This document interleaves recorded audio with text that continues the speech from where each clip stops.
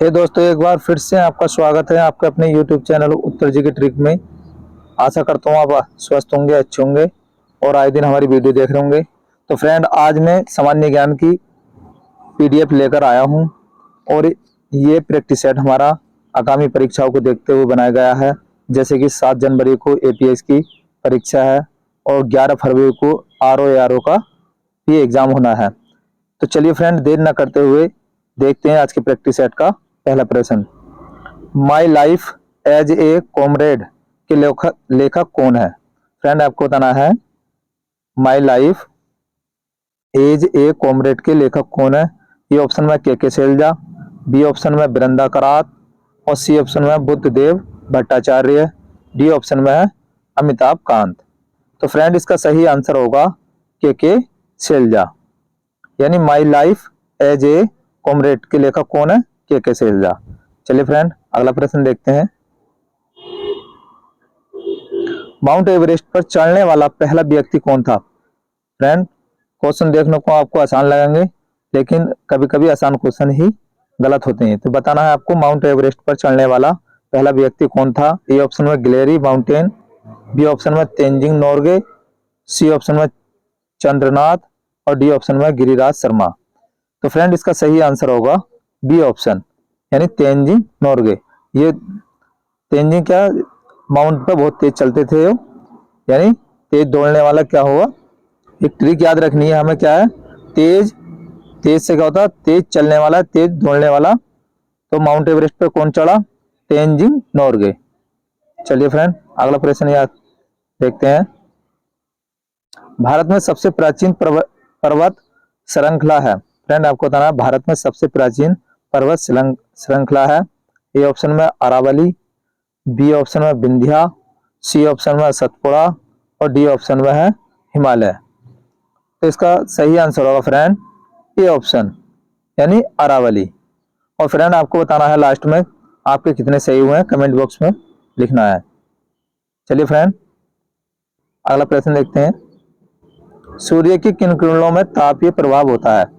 यानी सूर्य की किन किरणों में तापीय प्रभाव होता है। ए ऑप्शन में वायलेट, बी ऑप्शन में इंफ्रारेड, सी ऑप्शन में ए और बी दोनों, डी ऑप्शन में है इनमें से कोई नहीं। तो इसका सही आंसर होगा फ्रेंड बी ऑप्शन, यानी इंफ्रारेड। सूर्य की किन किरणों में ताप ज्यादा होता है, तापीय प्रभाव होता है? इंफ्रारेड। चलिए फ्रेंड, अगला प्रश्न देखते हैं। पानीपत की तीसरी लड़ाई कब हुई थी? फ्रेंड, आपको बताना है पानीपत की तीसरी लड़ाई कब हुई थी। ए ऑप्शन में 1756, बी ऑप्शन में 1761, सी ऑप्शन में 1767 और डी ऑप्शन में 1770।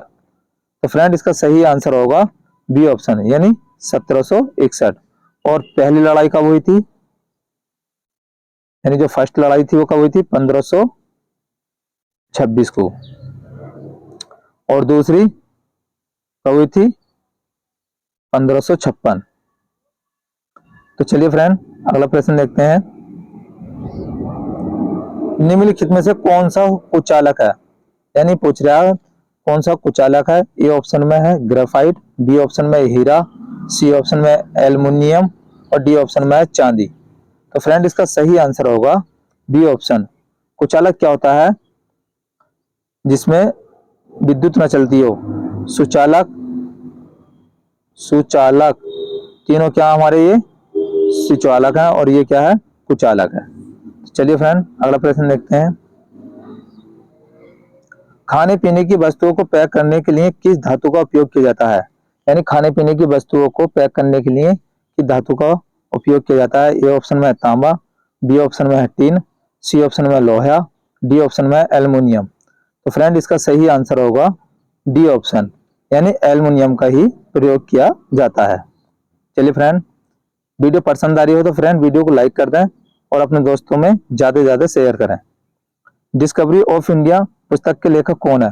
फ्रेंड, आपको बताना है डिस्कवरी ऑफ इंडिया पुस्तक के लेखक कौन है। ए ऑप्शन में मोहनदास करमचंद गांधी, बी ऑप्शन में जवाहरलाल नेहरू, सी ऑप्शन में डॉक्टर राजेंद्र प्रसाद और डी ऑप्शन में इंदिरा गांधी। तो इसका सही आंसर होगा फ्रेंड बी, यानी Jawaharlal Nehru. Discovery of India का लेखक कौन है? जवाहरलाल नेहरू। ये इस तरह के क्वेश्चन पुस्तकें भी पूछी जाएंगी एपीएस में। तो चलिए फ्रेंड अगला प्रश्न देखते हैं। माई ट्रूथ नामक पुस्तक के लेखक कौन है? आपको बताना फ्रेंड, माई ट्रूथ नामक पुस्तक के लेखक कौन है? ए ऑप्शन में खुशवंत सिंह, बी ऑप्शन में किरण बेदी, सी ऑप्शन में नरेंद्र मोदी और डी ऑप्शन में है इंदिरा गांधी। तो इसका सही आंसर होगा फ्रेंड डी ऑप्शन, यानी इंदिरा गांधी। क्या होगा friend? Indira Gandhi. My truth नामक पुस्तक के लेखक कौन है? इंदिरा गांधी। चलिए फ्रेंड अगला प्रश्न देखते हैं।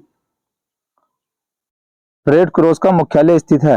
आपको बताना फ्रेंड, रेड क्रॉस का मुख्यालय स्थित है। ए ऑप्शन में अमेरिका, बी ऑप्शन में जिनेवा, सी ऑप्शन में पेरिस और डी ऑप्शन में कनाडा। तो इसका सही आंसर होगा फ्रेंड जिनेवा। जिनेवा कहाँ पड़ता है? ये स्विट्जरलैंड में पड़ता है, स्विट्जरलैंड में। चलिए फ्रेंड अगला प्रश्न देखते हैं। निम्न में से कौन सा सूक्ष्म पोषक तत्व मानव शरीर के लिए आवश्यक है? आपको बताना है मानव शरीर के लिए कौन सा सूक्ष्म तत्व आवश्यक है। ए ऑप्शन में खनिज, बी ऑप्शन में फाइबर, सी ऑप्शन में वसा और डी ऑप्शन में प्रोटीन। तो इसका सही आंसर होगा फ्रेंड ए ऑप्शन, यानी खनिज। मानव शरीर के लिए कौन सा पोषक तत्व चाहिए? महत्वपूर्ण है खनिज। चलिए फ्रेंड अगला प्रश्न देखते हैं।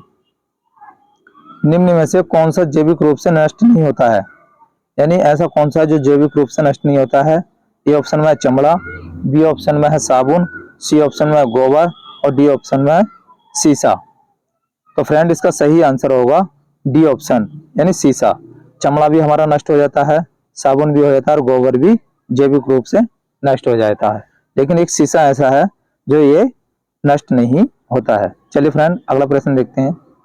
नाटो का मुख्यालय कहाँ है? फ्रेंड आपको बताना है नाटो का मुख्यालय कहाँ है।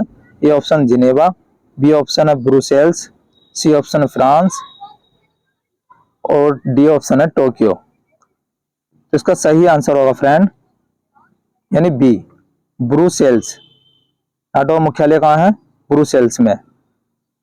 जिनेवा कहाँ है? स्विट्जरलैंड में है। फ्रांस की राजधानी पेरिस है और टोक्यो किसकी राजधानी है? जापान की। और जापान की मुद्रा क्या है? येन है। चलिए फ्रेंड अगला प्रश्न देखते हैं। भारत की सबसे ऊंची पर्वत चोटी कौन सी है? आपको बताना भारत की जो सबसे ऊंची पर्वत चोटी है वो कौन सी है। ए ऑप्शन में कंचनजंगा, बी ऑप्शन में नंदा देवी, सी ऑप्शन में गोडविन ऑस्टिन केटू और डी ऑप्शन में कामेट। तो इसका सही आंसर होगा फ्रेंड केटू।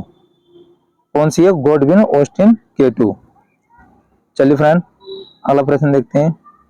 माइकल जैक्सन संबंधित थे? फ्रेंड आपको बताना माइकल जैक्सन संबंधित थे। ए ऑप्शन में बैले नृत्य से, बी ऑप्शन में पियानो वादन से, सी ऑप्शन जैज गायन से और डी ऑप्शन में पॉप संगीत से। तो इसका सही आंसर होगा फ्रेंड डी ऑप्शन, यानी पॉप संगीत से। माइकल जैक्सन का संबंध किससे था? पॉप संगीत से। चलिए फ्रेंड अगला प्रश्न देखते हैं। बारदोली सत्याग्रह कब हुआ था? फ्रेंड आपको बताना है बारदोली सत्याग्रह कब हुआ था। यह भी कई बार एग्जाम में पूछा गया है। ए ऑप्शन में 1928, बी ऑप्शन में 1932, सी ऑप्शन में है 1930 और डी ऑप्शन में है 1942। तो इसका सही आंसर होगा फ्रेंड 1928। 1942 में क्या था? भारत छोड़ो आंदोलन। चलिए फ्रेंड अगला प्रश्न देखते हैं। कालीघाट, कालीघाट किस राज्य की लोक चित्रकला शैली है? यानी कालीघाट तो है वो किस राज्य की लोक चित्रकला शैली है। ए ऑप्शन में पश्चिम बंगाल, बी ऑप्शन में बिहार, सी ऑप्शन में गुजरात और डी ऑप्शन में है केरल। तो इसका सही आंसर होगा फ्रेंड पश्चिम बंगाल। पश्चिम बंगाल की कैपिटल क्या है? कोलकाता है, कोलकाता। यहाँ की सीएम कौन है? ममता बनर्जी है। चलिए फ्रेंड अगला प्रश्न देखते हैं। बचपन बचाओ आंदोलन की संस्थापक, यानी बचपन बचाओ आंदोलन की का संस्थापक कौन है? आपको बताना है। ए ऑप्शन में मलाला यूसुफजई, बी ऑप्शन में सोनू सूद, सी ऑप्शन में सलमान खान और डी ऑप्शन में कैलाश सत्यार्थ। तो इसका सही आंसर होगा फ्रेंड डी ऑप्शन, यानी कैलाश सत्यार्थ। चलिए फ्रेंड अगला प्रश्न देखते हैं।